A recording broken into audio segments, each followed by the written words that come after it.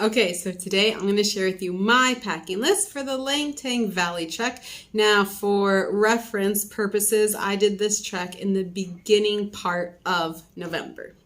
Okay, so I have 3 pairs of underwear, 2 sports bras, 1 pair of sandals, 1 pair of hiking boots. I have 1 light pair of socks. These are made for trekking. 2 pairs of wool socks. 1 pair of shorts. However, I don't recommend you bring those. I never wore them on the Langtang Valley trek, so honestly, there's no need for you to take up the space or add weight into your backpack with those. 1 pair of hiking pants. 1 pair of, these are like light athletic leggings. 1 pair of base layer leggings, so these are a bit thicker. 1 tank top. Now again, I don't recommend you pack that. I did not wear this at all on the Langtang Valley trek, so again, was not worth the space or the weight in my backpack.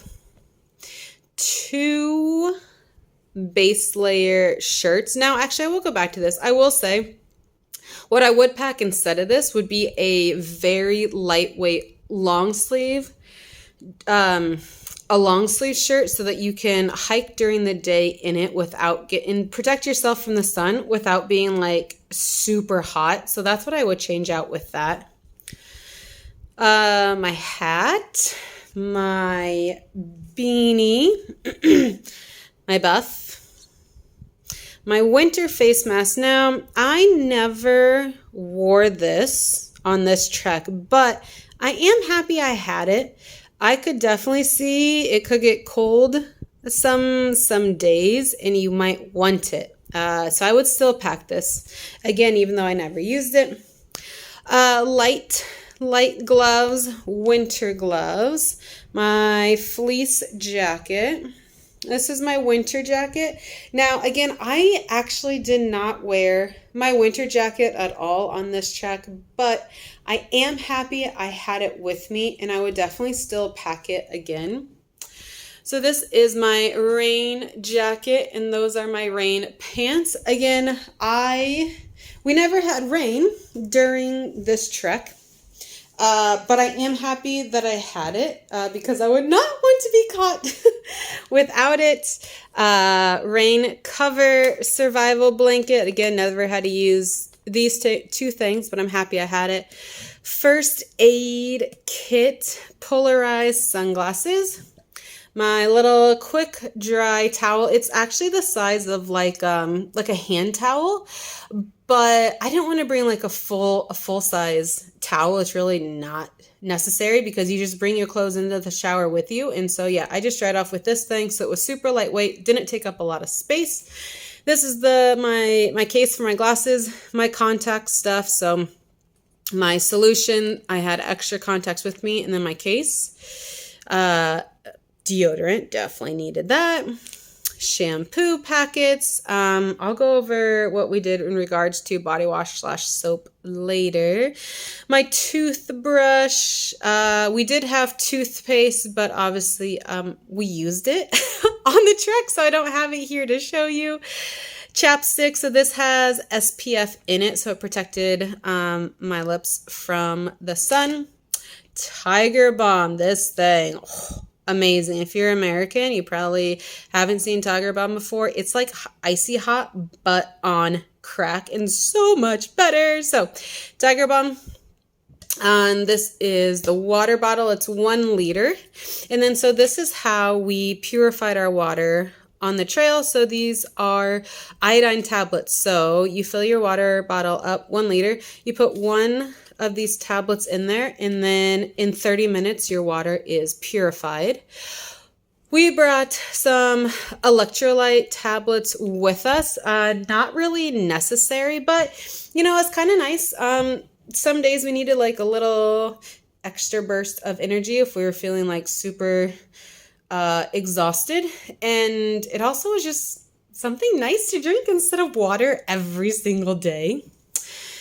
So I'll get to these in a minute. Okay, so a lock. All of the tea houses provided us with a lock of some sort, but I'm so happy I had it because, you know, if you get to a tea house that doesn't have the lock, I would rather have my belongings secured than not. So I'm happy I brought this. So this is duct tape and electrical tape. So I always bring these. I haven't had to use tape during my treks in Nepal yet until this year. So my freaking hiking poles broke on the trail, like. So I actually had to use them to tape up my hiking poles until we made it back to Kathmandu. So these are my new hiking poles that I bought, but I did use hiking poles on this trek, and I'm super freaking happy that I had them. You could totally do them. You could do it without trekking poles. I did see people that didn't have them, but I personally recommend them. I like using them. Yeah, I like it. Okay, so clothespins. So we do our laundry on the trail, and they'll typically always be clotheslines somewhere at the tea house, but it gets super freaking windy. Obviously, you're in the mountains. So if you don't have clothespins, you may wake up to your clothes all across the yard or the hill, wherever you're staying. These are a freaking lifesaver. So I have 10, which is the perfect amount for both my boyfriend and I's laundry each day. So if you're doing this solo, you'd only need 5 or 6. But yeah, these gold. Okay, so my headlamp and then spare batteries. Rubber bands, again, never had to use them. Happy I had them. Some extra Ziploc bags, which is nice to just put things in, and I would put the shampoo in there as well as our body wash, and it was just nice to have so that if something were to burst open, your entire bag isn't soaked with whatever burst open. So I always like to bring Ziploc bags for that reason. Now for my entertainment section per se. So I have a small little notebook here. So, I journaled in it at the end of each day, as well as I also kept track of my expenses in here. 2 pens. I freaking love doing puzzles. So this is Word Find. You've got Sudoku and then fill-ins as well. So that's how I kept myself entertained when we weren't trekking. I brought a book on the trail. I actually finished my book on the trail in Langtang Village. Now there is a coffee shop there that allows you to switch out books. You can either donate books or grab a book. So what I did is I just donated my book there and then took this one in exchange. 2 decks of cards. This is my gimbal along with my charger, my cell phone charger. This is my Tim. So we did not use any agency, so we were considered independent trekkers. So you'll get this green card. Now, honestly, we were never once checked for Tim's. So I don't know if they're doing away with it. I mean, they obviously still sell it. And so I'm happy I had it. Just, I'd rather have this and not need it than not have it and have to have it. So, yeah. Green Tim's card, and then the Langtang National Park fee or pass. You definitely have to have that national park permit. You will get checked for it. Oh my gosh, we were probably checked for it 5 or 6 times on the drive up from Kathmandu to Sayabrbesi. But once you're actually on the trail, we were never once checked for it, but you definitely get checked on that drive. This was a new addition to my packing list this year. So it is a fanny pack. So what I used it for was just the things that, I knew I was going to use throughout the trek. And it was so nice to be able to have it right on the front of me. And so in here, I put some of our water purification tablets. I put my cell phone. I put some money. And then I also carried my gimbal in there, which is my It's my stabilizer that I use when I'm, recording videos or taking pictures or whatever. So this was so freaking nice that whenever I needed any of those things, I could just quickly unzip it and keep going. Whereas before I'd have to like fully take off my backpack, dig through my backpack, get it out, put my backpack on, readjust the strap. So this was a freaking lifesaver this year, and I highly, highly recommend it. And last but not least is my sleeping bag. So one thing you'll notice that is not here on the bed, nor did I bring it, is a hairbrush. So I only brush my hair when I shower. On this trek, I only showered every 3 to 4 days-ish. So I really didn't have a need for it in those. So yeah, I showered like, I don't know. How long was I on this trek for? Sorry, I had to recount how many days I was on this trek because we actually did 3 treks this year and I couldn't remember like how many days I was on this section. So it took us 9 days to do Langtang Valley. First of all, I should preface this by saying we like super take our time. We're not in any kind of rush. We like to build in like extra rest days, just like if we like a village, we just want to stay extra days there. So it doesn't take most people 9 days to do Langtang Valley, but we thoroughly enjoyed it. So anyways, I only showered like 3 times on this trek. So on those days, I just let my hair like air dry without brushing it, and then if I needed to, I just like use my fingers to go through it. But otherwise, I didn't see a need to pack my hairbrush in there. It took up space, it took up weight, and to me it just wasn't necessary. But obviously there's other hair types out there that you probably do need a brush or a comb for, so that's your own personal preference. Some other things that I didn't show you. Oh yeah, so obviously we brought toothpaste with us, but we used it up, so can't show you that. We did our laundry on the trail by hand, and so we bought the laundry detergent that's like the hard bar or whatever. So we used that, and just one of those is plenty. I mean, we had one for an entire month. So we trekked for an entire month in Nepal, and that one bar was more than enough for the entire month. So if you're just doing Langtang Valley, 1 bar of laundry will be just fine for you. Let me see what else. Oh, so showed you my shampoo. Now for body wash or soap. So I recommend you to bring soap. It's small, so it doesn't take up a lot of space in your backpack. It's also pretty lightweight.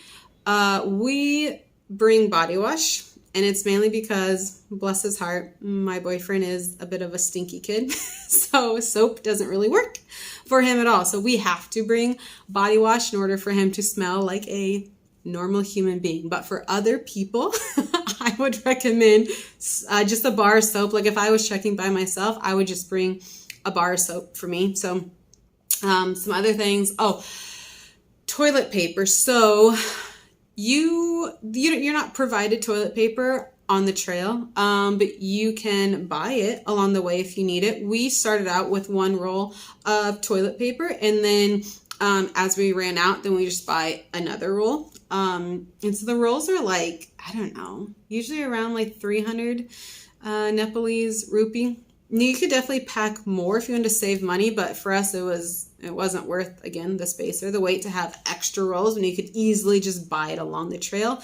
We also brought 2 packs of wet wipes. Those are just really nice to have. 1, you could also use them for toilet reasons. 2, sometimes it was just nice, like if I wasn't going to do a full-on shower, but maybe like that day is a little dusty or something, then I would do what I call a redneck shower. So I just take